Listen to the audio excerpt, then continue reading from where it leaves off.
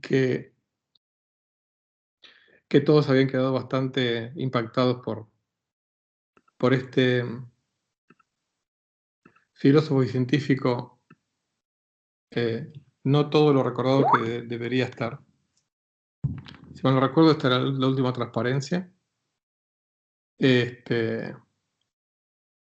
donde veíamos cómo de a poquito se iba anticipando al principio de inercia de Galileo Occam, a partir de su principio de parsimonia ontológica, o su navaja de Occam, ¿no? Bueno, ya vimos todas las anticipaciones que tuvo este importante intelectual medieval. Ahora vamos a hablar de alguien que es mucho menos conocido todavía que Guillermo de Ockham, que es Jean Buridan. ¿Se acuerdan que Ockham había estado un tiempo en la Universidad de París? Bueno, Jean Buridan, francés, vivió en el siglo XIV, desde más o menos el comienzo del siglo XIV hasta 1358. Cuando estudió en la Universidad de París y recibió la influencia de Guillermo de Ockham. Por ahí la diferencia es que Buridan, digamos, era, digamos, nominalista, quizá un poco más moderado que su maestro, pero era nominalista también. Y él por ahí defendía el principio de causalidad en cuanto a encontrar una, llamémosle, sustancia real detrás de las causas, más allá de las correlaciones que uno ve en la naturaleza y que uno pretende descubrir causas, y que por ahí para Ockham no necesariamente implicaba un compromiso ontológico al hablar de causas. Para Buridan es como que las causas tenían como un poco más de sustancia. Aquí puse una imagen, me parece muy bonita, es un manuscrito de una de las obras de Jean Buridan, la exposición, exposición y preguntas o cuestiones acerca del alma de Aristóteles, ¿no? Bueno, Buridan fue 2 veces rector de la Universidad de París, profesor de filosofía allí. Pero por otra parte, fíjense cómo esta corriente de pensamiento independiente, ¿no? Que estaba tanto en Oxford como en París, pero más que nada de la mano de los franciscanos, de la corriente esta que había surgido en el Merton College en Oxford. Y tenía un pensamiento bastante escéptico en cuanto a ciertas cuestiones de la fe. Así, bueno, tuvo que irse de París y pasó por Alemania y terminó bueno, no es que terminó, pero fundó una escuela en Viena. Y, por ejemplo, tiene contribuciones sobre la cuestión del libre albedrío, el tema de la voluntad, sus limitaciones. Todas estas cosas las vierte en su comentario sobre la ética de Aristóteles. Y también fue un importante lógico. Ahora vamos a ver un par de ejemplos. En realidad lo que más nos interesa a nosotros de Jean Buridan es que introdujo, digamos, se anticipó mucho más a la noción de galileana, ¿no? De inercia, mucho más que Ockham. Porque desarrolló la llamada teoría del ímpetus, que se empieza a parecer mucho más al principio de inercia de Galileo. También esta olvidada teoría del ímpetus, digo olvidada, digamos, obviamente no entre los eruditos, no es que... pero bueno, digamos, dentro de un escalafón de celebridades, así como Ockham no es todo lo conocido de lo que debería ser, Buridan es mucho menos conocido todavía, y bueno, y también debería ser un poco más conocido. Así vamos a ver un poquitito de qué se trata esto de la teoría del ímpetus, que era el intento de Buridan de explicar el movimiento, una vez que el proyectil, ¿no?, se desprendió del que lo lanzó, ¿no? Entonces vamos a a compartir un fragmento de una obra de Buridan que se llama Cuestiones Super Octo Libros Physicorum. La cuestión 12 del libro 8 dice, fíjense, les recuerdo a los que no, digamos, a los que por ahí vienen más de las humanidades, que la definición moderna de ímpetu o de impulso en física, a partir de Newton, es masa por velocidad, ¿no? Esa es la noción de ímpetu moderna. Pero eso, digamos, aparece recién con Galileo y se termina de establecer con Newton, ¿no?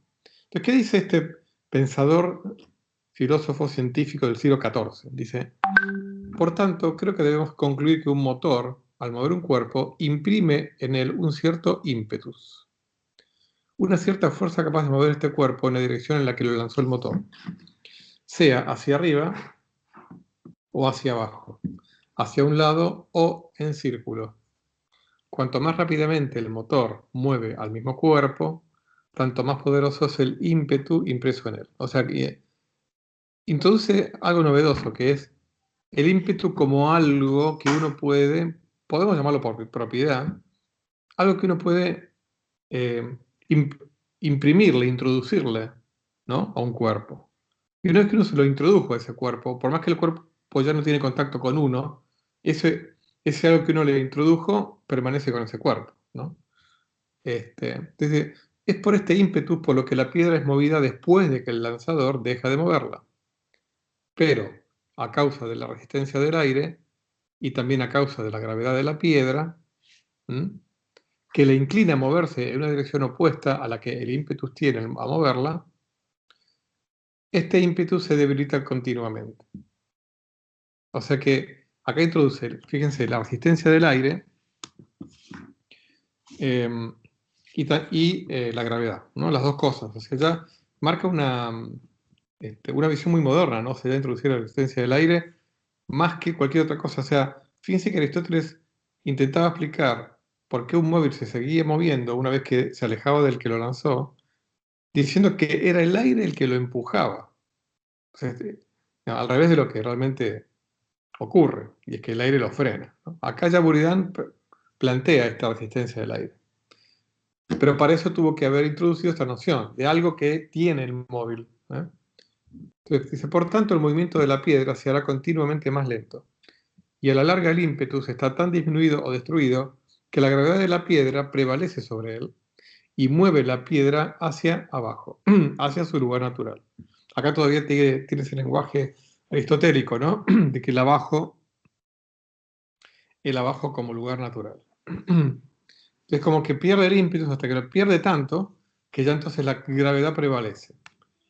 ¿Por qué? Porque acá todavía estaba la idea, y esto por falta de experimentación, ¿no? La idea, me voy a mudar pero no se mareen, la idea de que la trayectoria de un móvil en realidad sigue una línea recta horizontal, ¿no?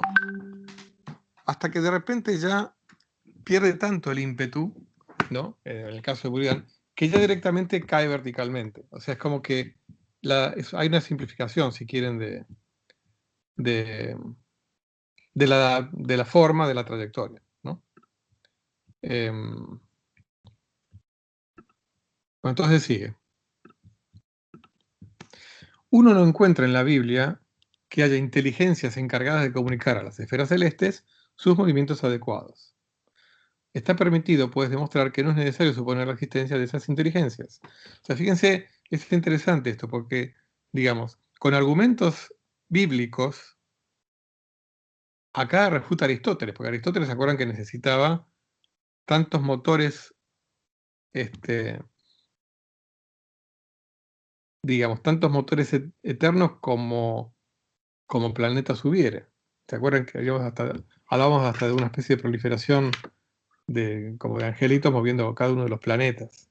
Entonces, con este principio del ímpetus, Buridan justamente concilia la Biblia con la cosmología. sea, la Biblia jamás menciona que hay un ángel, ¿no es cierto?, para cada planeta. Entonces sigue. Se puede decir, de hecho, que Dios, cuando creó el universo, puso en movimiento a las esferas como le plugo, imprimiendo a cada una de ellas un ímpetus que la ha movido desde siempre. Dios no tiene, por tanto, que mover más a estas esferas. Esto es clave, excepto ejerciendo un influjo general parecido a ese por el que da su cooperación a todos los fenómenos. Así pudo descansar el séptimo vida del trabajo que había realizado, confiando en las cosas creadas, sus causas y efectos recíprocos. O sea que acá fíjense cómo esta revolución dinámica, podríamos llamarla, que introduce Buridan, paradójicamente, irónicamente, no sé, acerca la filosofía natural con la Biblia, al prescindir, ¿no?, de todos esos angelitos aristotélicos o motores aristotélicos. No hay que explicar el movimiento de los planetas, como tampoco hay que explicar el movimiento de un proyectil. Lo que hay que explicar es por qué se frena, y se frena por el aire, y cae por la gravedad. Ese es el resumen de lo que dice Buridan. Entonces más adelante concluye Buridan, dice, este ímpetu es una cosa duradera, distinta del movimiento local, por la cual el proyectil es movido.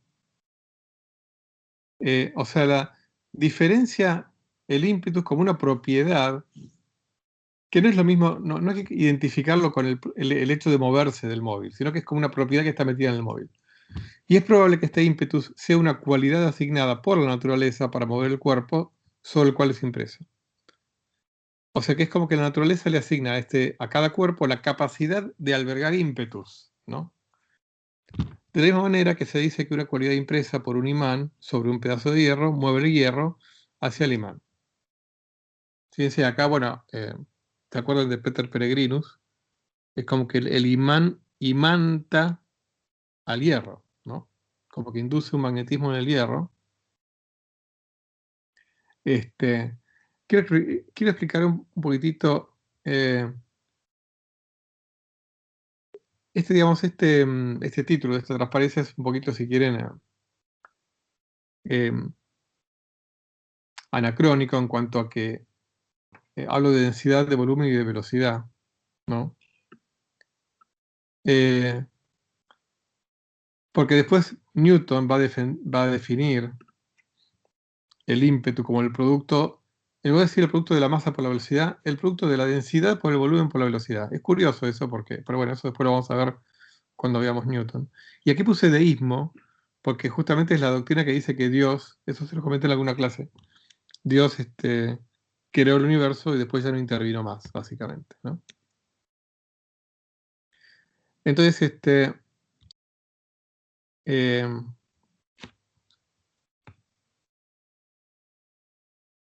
fíjense que es diferente la idea de Buridan que la de Ockham. Ockham dice que el movimiento no hay que dar cuenta del movimiento como fenómeno. Con Buridan no dice tanto, dice hay que dar cuenta del movimiento, pero a través de este concepto de ímpetus, que es una propiedad que puede adquirir un móvil, ¿no?, y la puede perder, ¿no? Con lo cual, fíjense entonces que un móvil, por el hecho de poder moverse, ya adquiere un atributo que no existía en la época de Aristóteles. O sea, las sustancias pueden tener atributos, un atributo era la posición, pero ahora aparece un nuevo atributo posible que puede tener cualquier sustancia susceptible de moverse, que es el ímpetus. Por ahí, claro, uno no puede pedir todo a ningún revolucionario. Entonces, por ahí Buridan todavía confunde la noción de ímpetus con la noción de fuerza, cosa que hoy en día son dos cosas distintas, ¿no? Es como que, porque todavía tampoco estaba, en el siglo XIV, tampoco estaba bien definida el concepto de fuerza. Entonces, no es que sea algo recriminable que Buridan confunda una propiedad como es el ímpetus de algo que hoy en día lo entendemos como una acción exterior, que es una fuerza, ¿no? Y en otra obra, las cuestiones acerca de la metafísica de Aristóteles, dice: luego de dejar el brazo del tirador, el proyectil sería movido por un ímpetus dado a él por el tirador y seguiría siendo movido por tanto tiempo como el ímpetus permaneciera más fuerte que la resistencia. Y sería de infinita duración si no fuera disminuido y corrompido por una fuerza contraria que lo resistiera, o por algo que lo incline a un movimiento contrario. O sea que acá ya también explicita la idea de el movimiento inercial. O sea, si no hay algo que lo frene, un móvil se movería infinitamente en el tiempo, infinita duración. ¿eh? Es muy interesante.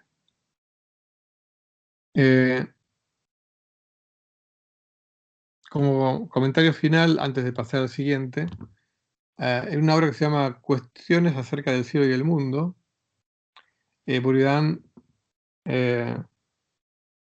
critica una opinión que había en ese, digamos, sostenida por varios en esa época, que decía que el lugar es la causa motriz, ¿no? Eh, él dice que no es el lugar la causa motriz del cuerpo pesado. Es lo que dice Buridan. Bueno, por ahí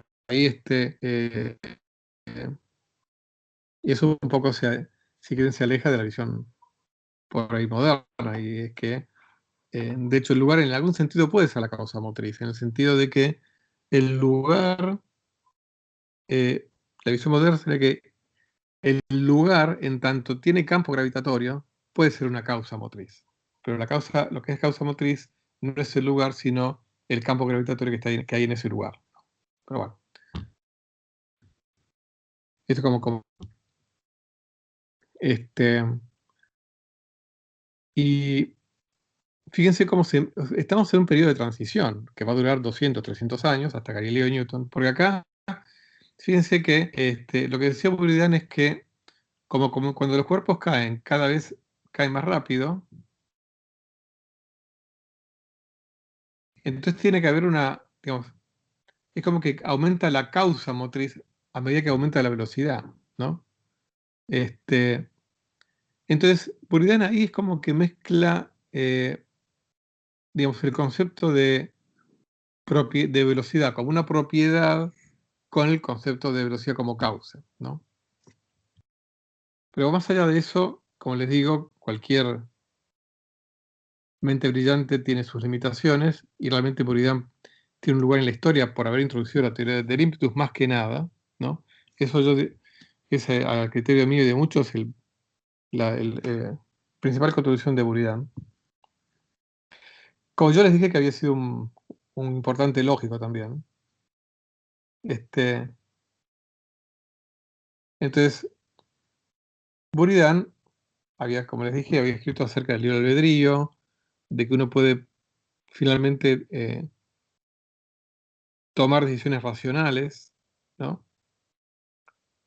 Entonces, claro, para muchos que criticaban, digamos, esta doctrina ultra racionalista de Buridan, propusieron una paradoja llamada paradoja del asno, o del asno de Buridan, ¿no? Eh, que era la siguiente: un asno que estuviera a igual distancia de un plato de comida y de otro, se moriría de hambre porque no tendría motivos racionales para elegir dirigirse a la derecha o a la izquierda. ¿eh? O sea, supongamos que en ambos platos hubiera la misma cantidad de alimento y estuvieran a la misma distancia. Al no haber ninguna razón suficiente para elegir uno u otro, el asno se moriría, este, em, bueno, se moriría de hambre por no tener razón suficiente. De todas maneras, Buridan no era tan eh, ingenuo, ¿no? Y por supuesto que en el caso del ser humano, Buridan contestaría que el ser humano va a elegir vivir, ¿no? Entonces justamente va a elegir algún plato aunque no tenga razón suficiente para hacerlo, pero por la razón mucho más suficiente de no morirse de hambre. Ahora sí, el propio Buridan había marcado la dificultad de esta paradoja si uno lo aplica a un animal, un asno, un perro, más teniendo en cuenta que en esa época, y por muchos siglos más, se iba a pensar, se tenía la idea de cualquier animal o cualquier ser vivo que no fuera el hombre, se tenía la idea de que era un autómata. Entonces, por lo tanto, el propio Buridan no tenía una respuesta para la pregunta de qué hace un perro, o sea, cómo, digamos, cómo procede un perro, un asno, lo que sea, para elegir en esa situación, ¿no? Bueno, así que ustedes guarden, digamos, en su memoria Buridan como sinónimo de teoría del ímpetus. Ese eslabón perdido entre la teoría moderna y la aristotélica, ¿no? Muy bien, yo les dije que el propio Buridan hablaba de la caída como algo como una recta hasta que la gravedad le gana al ímpetus y entonces después cae, ¿no? Es como los dibujitos animados, ¿vieron cuando, no sé, el coyote y el correcaminos? Cuando el coyote cae del precipicio, pero en realidad primero se mueve horizontalmente hasta que se da cuenta que no tiene nada debajo y de ahí cae verticalmente, ¿no? Bueno, era un poco la idea que tenía la gente de cómo era la caída. Fíjense, el no haber hecho nunca un experimento, ¿no? Pero bueno, apareció un tal Alberto de Sajonia o Alberto de Helmstedt, un filósofo, teólogo y científico alemán, que llegó a ser obispo de Halberstadt y llegó a ser rector tanto, fíjense, de las universidades de París como de Viena. Este Alberto de Sajonia fue discípulo de John Buridan, ¿no? Fíjense la cadena, ¿no? Guillermo de Ockham, John Buridan, Alberto de Sajonia. Bueno, hizo importantes contribuciones. La principal en lo que a nuestra historia de la ciencia interesa es cómo desarrolló la teoría del ímpetus de Buridan, describiendo al movimiento de cualquier proyectil que fuera lanzado en dirección horizontal en tres etapas. La etapa inicial, una línea recta en la dirección del ímpetus inicial, donde hay un dominio amplio del ímpetus sobre la gravedad. Una etapa intermedia, y esta es la novedad de Alberto de Sajonia, la etapa intermedia, donde la trayectoria se desvía y recorre un cuarto de círculo, como está acá entre los puntos B y C. Entonces, entre A y B es la etapa inicial. Entre B y C, la etapa intermedia. Y finalmente la etapa final, vertical 100%, ¿no? Es un paso adelante entre el pensamiento anterior y el pensamiento que hoy tenemos, donde es una trayectoria parabólica, que bueno, eso lo va a descubrir recién Galileo, aunque antes va a haber experimentos hasta el propio Leonardo da Vinci, pero bueno, eso después lo vamos a ver. Nicolás de Oresme es alguien de quien vamos a hablar hoy.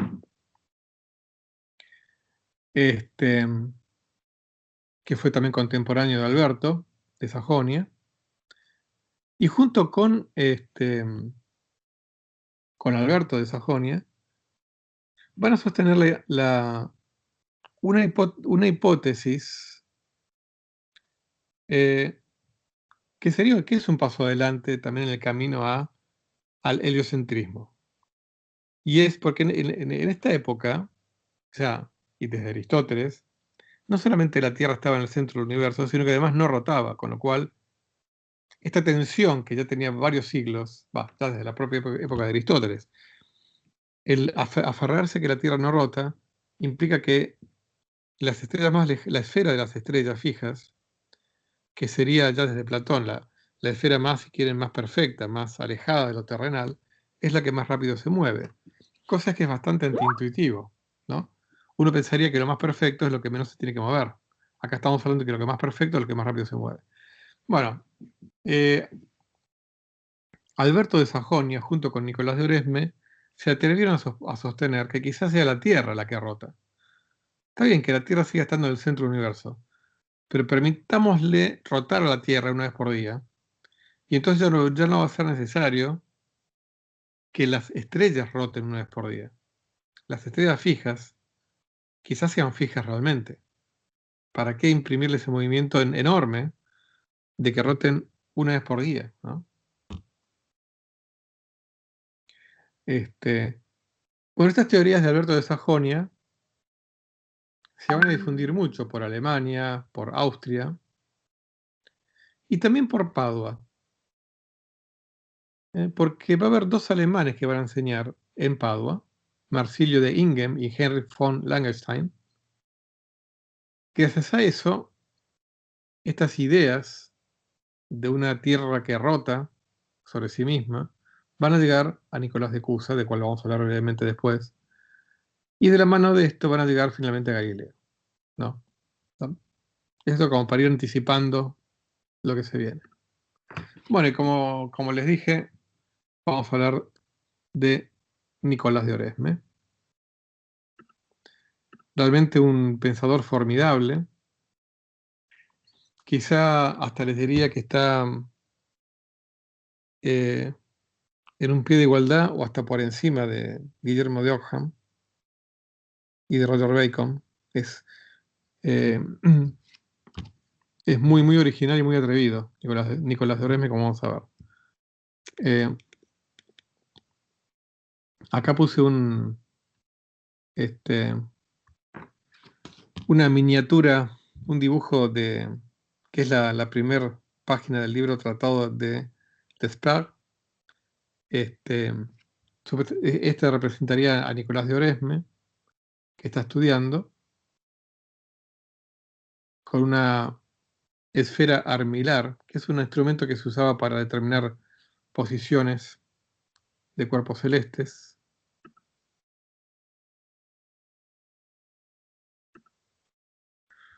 Y es casi contemporánea con Oresme esta edición. Así que interesante. Siglo XIV. Bueno, Nicolás de Oresme, oriundo de la zona de Normandía, Fleury-sur-Orne, en la década del 20 del siglo XIV, y falleció en 1382. En Lisieux, también en Normandía. Bueno, realmente Oresme hizo grandes contribuciones incluso hasta a la economía, también a la matemática, a la física, bueno, filosofía, a la música, bueno, realmente una enorme variedad de contribuciones. Fue obispo de Lisieux, fue teólogo, y hasta llegó a ser consejero del rey Carlos V de Francia, incluso consejero en el área de la economía, ¿no? Y cuando digo que tiene una trascendencia incluso mayor que todos los intelectuales que hablamos, que vimos del siglo XIV o XIII, es por la amplitud y modernidad de sus ideas. Porque, por ejemplo, combatió el racismo. Imagínense en el siglo XIV combatir el racismo, ¿no? Combatió la astrología, ¿no? Especuló con el heliocentrismo, aunque nunca se definió del todo, pero sí llegó a escribir que no hay más evidencias a favor de una teoría que de la otra, lo cual no es poco decir. Porque las evidencias siempre eran las aristotélicas, o sea, la idea de que ¿cómo va a rotar la Tierra si yo salto caigo en el mismo lugar? Si rota debería caer en un lugar distinto yo cuando salto, ¿no? Llegó a especular sobre la posibilidad de que hubiera otros mundos, o sea, esto lo vimos obviamente en el mundo de los epicúreos y de los atomistas, ¿no? Pero que en el mundo cristiano se especule sobre la posibilidad de que haya otros mundos es mucho menos común. Fue nominalista también, como todos los que estamos viendo del siglo XIV. Y bueno, se lo considera el último gran intelectual europeo por muchas décadas, porque bueno, como que la peste negra posiblemente haya sido el principal factor por el cual hubo como una especie de hiato o de lapso, digamos, de estancamiento entre este formidable siglo XIV y XIII y lo que va a ser después es el Renacimiento, ¿no? O sea, pongámosle, entre 1380, no va a haber grandes avances intelectuales hasta redondeando el año 1500, ¿no? O sea, va a haber un poco más de 100 años de estancamiento, quizá en gran medida por la tremenda peste negra que azotó Europa, ¿no? Una de las cosas notables de Oresme es que introdujo un método para representar con dibujos, velocidad, pero en lugar de velocidad en función del tiempo, como se suele graficar ya desde la época de Galileo de Newton y que se enseña, ¿no?, en las materias de física 1 o de física en el secundario, posición en función del tiempo, velocidad en función del tiempo. Bueno, en esta época, del siglo XIV, jamás nadie había graficado nada en función de nada, ¿no? O sea, de la nada pasamos a Oresme, que dice, voy a graficar la velocidad en función de la distancia recorrida. Entonces, los gráficos de Oresme tienen como barras, como vieron los diagramas de barras de gráficos así, por ahí en economía o en, yo qué sé. Con diagramas de barras, donde cada barra es el valor de la velocidad de un móvil, pero en lo que llamaríamos eje de X, lo que está es la distancia recorrida, ¿no?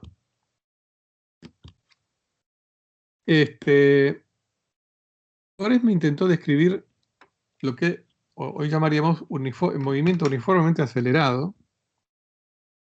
pero claro, si ustedes hacen la cuenta, el movimiento uniformemente acelerado, digamos, si yo grafico velocidad en función del espacio recorrido,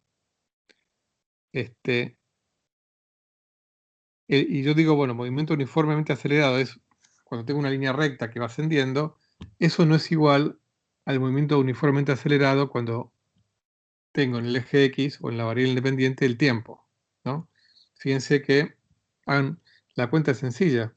El movimiento uniformemente acelerado en función del tiempo, la distancia recorrida crece como el tiempo al cuadrado, ¿no?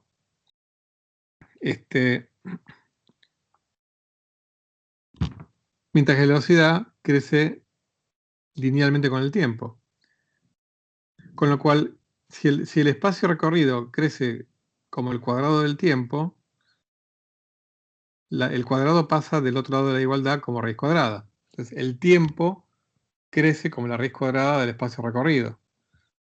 Pero entonces, en ese caso, como la velocidad era proporcional al tiempo, entonces, en lo que nosotros entendemos por movimiento uniformemente acelerado, la velocidad crece como la raíz cuadrada del espacio recorrido, ¿no? O sea que nuestro movimiento uniformemente acelerado no corresponde al movimiento uniformemente acelerado que planteó Oresme, ¿eh? El de Oresme crece linealmente con el espacio recorrido.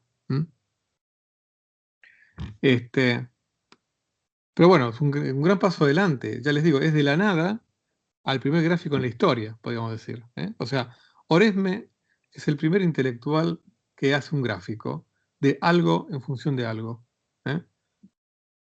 Hasta les diría que se anticipan 300 años a la revolución cartesiana, ¿no?, de los gráficos cartesianos. Él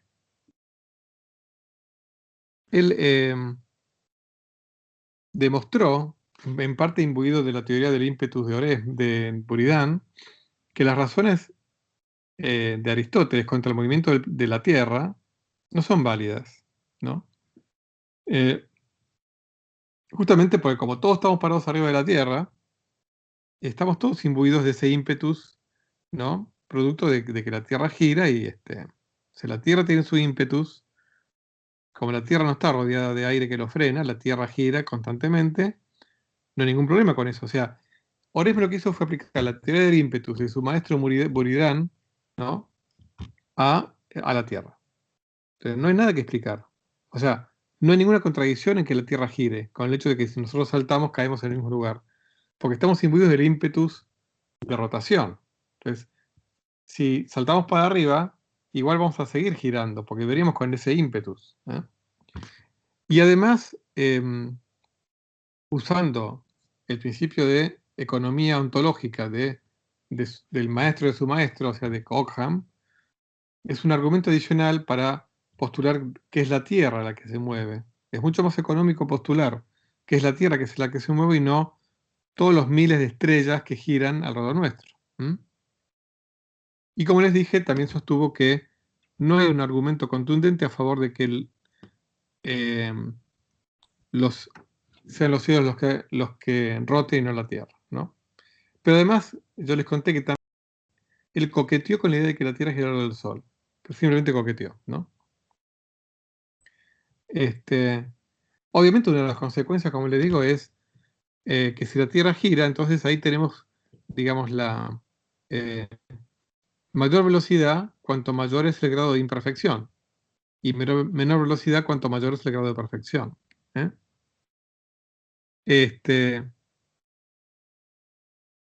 Digamos, si uno lee los escritos de tanto de Buridan como de Alberto de Sajonia como de Ockham, hay como una especie de clima a favor de la Tierra rotante, pero ninguno lo puso tan claramente y con tanto coraje y claridad como lo hizo Nicolás de Oresme. Otra contribución de Oresme es en óptica, y es digamos, el descubrimiento de la curvatura de la luz. O sea, una cosa es el arco iris, como vimos, lo explicó primero Alhazen, después Grosseteste. Pero acá Oresme aplica la teoría de la refracción a la atmósfera. O sea, ¿se acuerdan que Ptolomeo había hecho experimentos con el agua? Se sabía que había refracción en el aire, y lo que hace es, Oresme es aplicarlo a decir, bueno, por ejemplo, entender por qué el Sol se ve más grande cuando está cerca del horizonte. Y es porque tiene que recorrer mayor atmósfera para llegar a nuestros ojos y por lo tanto el rayo de luz se va curvando. Y si uno, bueno, acá no les voy a hacer ningún gráfico, ¿no? Pero si uno hace un gráfico, ahí puede ver por qué el Sol se ve más grande cuando está cerca del horizonte. Lo mismo con la Luna, se ve más grande cuando está cerca del horizonte.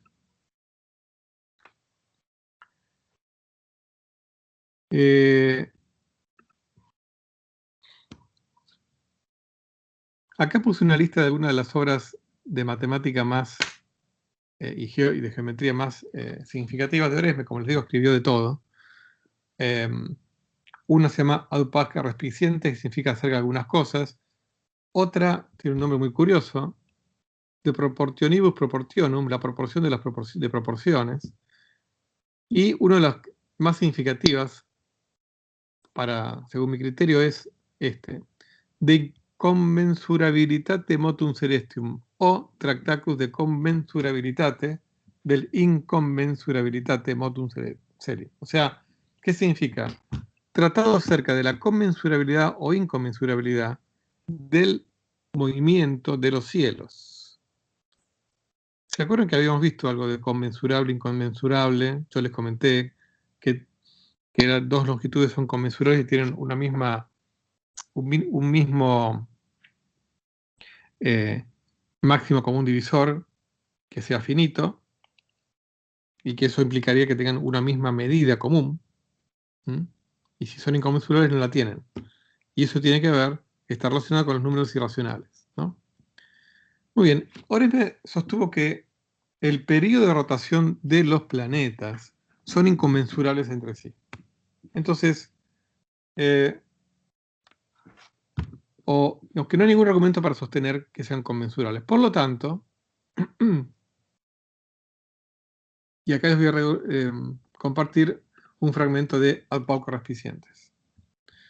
No hay ningún registro conocido entre las cantidades que describen los movimientos de los cuerpos celestes.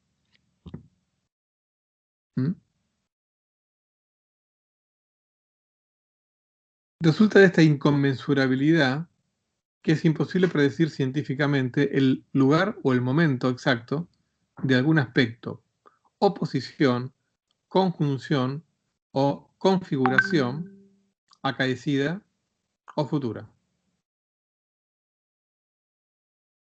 Es probable que en un instante dado los cuerpos celestes estén reunidos de un modo tal que no lo estuvieron jamás de ese modo en el pasado y que no lo estarán jamás en el futuro. No ha habido ni habrá configuraciones o disposiciones similares en toda la eternidad. Es lo que decía es, ninguna posición dada de los astros se repite, nunca más, ni se repitió jamás en el pasado. Los cielos nunca se repiten, por lo tanto no hay ningún ciclo, ni en la tierra ni en el cielo. No se puede emitir ningún juicio sobre el futuro. Digamos, en lo que sí estuvo correcto Oresme es en cuanto a que los periodos de los planetas no son conmensurables. No es que no hay ningún par de planetas tal que, no sé, el año de uno es 5/4 veces el año del otro, por decir algo, ¿no? O sea, en eso acertó, o sea, estaba en lo cierto. En lo que, bueno, en cuanto a que sea imposible predecir científicamente el lugar de algún aspecto, ahí no tanto, ¿no es cierto? O sea, ahí sí. Es como que él descreía a partir de esta inconmensurabilidad, descreía, o sea, o para él eran evidentes las limitaciones de cualquier sistema de predicción, incluyendo el tolemaico. O sea, uno con un lenguaje moderno podría decir, bueno, hay errores insalvables, ¿no? Obviamente es una cuestión de grado, no es que Oresme negara la posibilidad de predecir, pero siempre con limitaciones, ¿no? Hasta cierto punto, hasta cierta cantidad de años en el futuro, por ejemplo. Pero acá lo que más nos interesa a nosotros es algo en lo que sí estaba en lo cierto Oresme, y es que no hay una conmensurabilidad entre los movimientos de los planetas, con lo cual nunca va a haber un momento en el futuro en donde las posiciones se van a repetir exactamente. ¿Eh? Por ejemplo, el gran año de Platón, o cualquier otro ciclo que hubiera, ¿no? Obviamente esto está en consonancia con la teología, la creencia de que el tiempo es lineal, ¿no? El tiempo cristiano es lineal, no es cíclico. Hay una única venida de Cristo, habrá una única segunda venida, no. Eso no. No es cíclico para nada en el mundo cristiano. Este argumento de la inconmensurabilidad se los comento, fue comentado por un traductor poco conocido, Henry Bates de Malins, un belga, traduciendo algunos de los tratados de Ibn Ezra.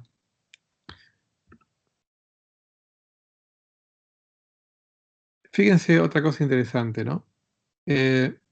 Nosotros sabemos hoy en día que hay infinitos números racionales, hay infinitos números irracionales. Entre cualquier par de números irracionales siempre hay un número racional y viceversa. Entre cualquier par de números racionales siempre hay un número irracional. Es lo que en matemática moderna se llama el conjunto de los números racionales es un conjunto denso en el conjunto de los números reales. O sea, el conjunto total de los números reales, de los racionales, es denso. Denso significa eso, que dados cualquier par de números, sean racionales o irracionales, siempre puedo encontrar un número racional entre ellos. Eso es ser denso. Una de las consecuencias que tiene eso es que cualquier número irracional yo lo puedo modificar por una cantidad mínima y lo transformo en racional. Y viceversa, cualquier número racional yo lo puedo transformar por una cantidad arbitrariamente chiquita y lo transformo en uno irracional. El ejemplo se ve con un número escrito en notación decimal. Cualquier número escrito en notación decimal que tenga una cantidad de decimales finito es racional. Porque basta con escribirlo, por ejemplo, no sé, 2,3481, ¿no? Es un número racional. Basta con escribirlo como 23.841 100.000avos. O sea, cualquier número decimal escrito en términos que tenga un número finito de decimales es racional. Yo agarro un número irracional tal que sus primeros 4 decimales coincidan con este, ¿no? Siempre puedo encontrar un número así, sea la raíz cuadrada de algo, sea algún número trascendente, no importa. Le quito todos los decimales que van a partir del quinto, o sea, y va a ser un número racional que difiere del racional en menos de un 10 milésimo, por ejemplo. O sea, y lo mismo al revés, agarro un número racional y le agrego la cola a esa infinita del de irracional, lo transformo en irracional. Y eso lo puedo aplicar con cualquier número, no importa cuántos decimales tenga, siempre va a diferir en menos de lo que se me ocurra de un número racional o irracional. Esto ahora es mera consciente de esto, ¿no? Entonces, les voy a contar una anécdota, ¿no? Que cuenta Oresme en este libro, ¿no? El de la comensurabilidad o inconmensurabilidad de los movimientos celestes. Dice Apolo, y aquí les comento para los que vieron mi charla una de mis charlas, que esta parte de la clase él toma recursos que compartí en esa charla de divulgación. Entonces, Ores me cuenta que estaba soñando un día y Apolo se le aparece. Se le aparece acompañado de las musas, las artes y las ciencias. Y Apolo lo reprende, lo reta por ser ignorante de las razones que relacionan las cosas de este mundo. Un exceso imperceptible, incluso una parte más pequeña que un milésimo, podría destruir una igualdad y alterar la razón de racional e irracional. Si lo has leído a Al-Batani,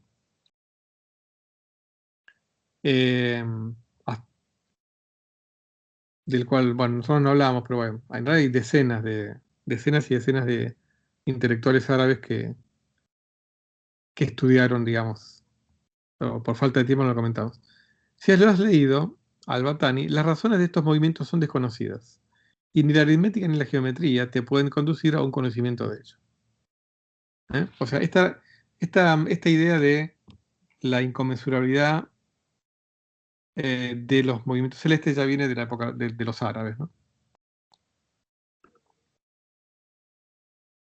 Entonces Oresme le dice a Apolo, querido padre, no les he dado a los poderes humanos el descubrir tales cosas, ¿no? Esto siempre hablando de... no siempre no, perdón. El tema de... me salteo algunos fragmentos del texto, ¿no?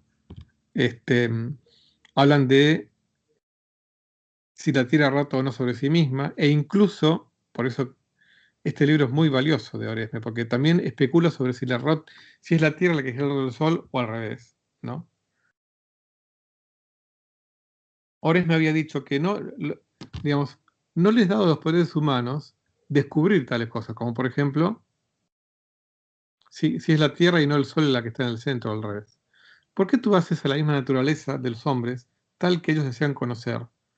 Y luego desengañas o frustras este deseo, escondiendo de nosotros las verdades más importantes.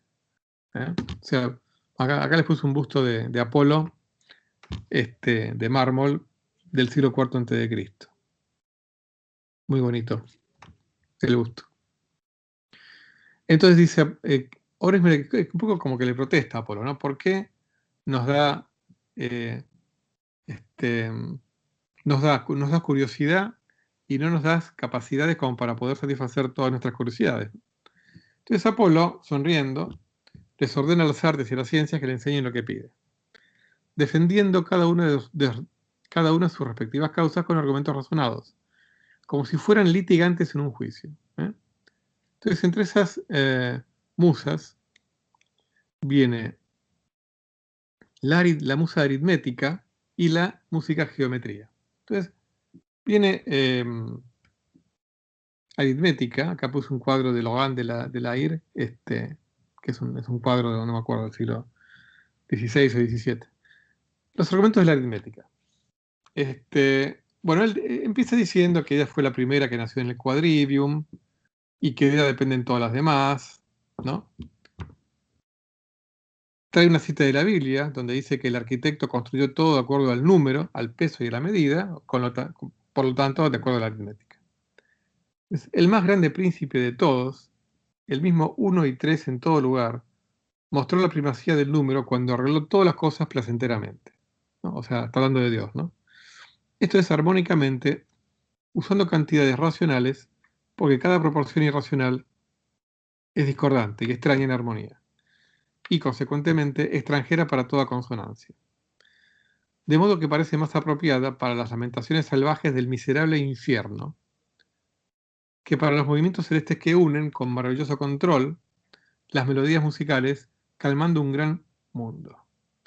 Acá se pone a hablar de los intervalos musicales, que, bueno, en este curso mucho no hemos hablado, pero bueno, tampoco tenemos tiempo como para hablar mucho de musicología, ¿no? Pero acá se está refiriendo a intervalos musicales que involucren cocientes entre las longitudes de las cuerdas que los generan, que no sean escritas por números sencillos, ¿no? Como 5 cuartos, 3 medios, qué sé yo. Entonces, para la aritmética, esos intervalos melódicos suenan feo, ¿no?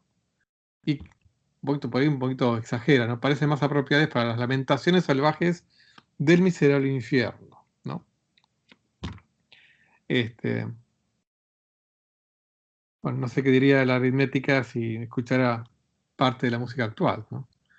Pero bueno, después trae citas de Hermes Trismegisto, de Cicerón. Fíjense, de paso, esto revela la enorme erudición de Oresme, ¿no? Para aritmética, por ejemplo, el gran año platónico es una realidad, ¿no? Después viene la geometría, que yo, digamos, no sé, a mí personalmente me cae más simpática.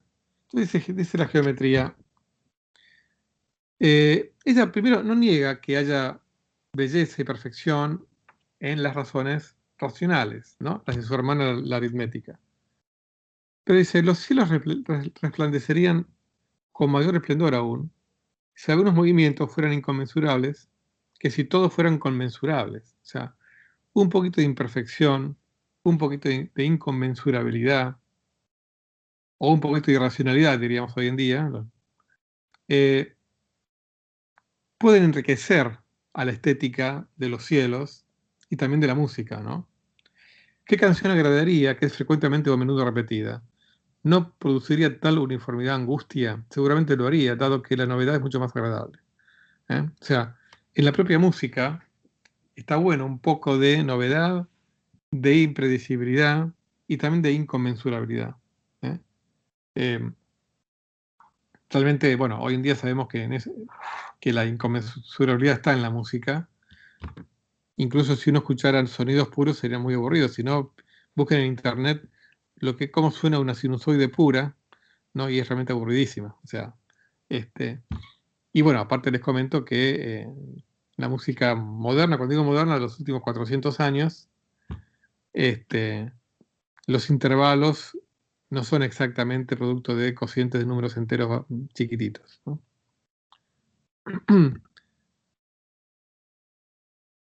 Así que, ¿cuál es el veredicto de Apolo? ¿No? Vamos a hacer una cosa. Para los que no fueron a mi charla,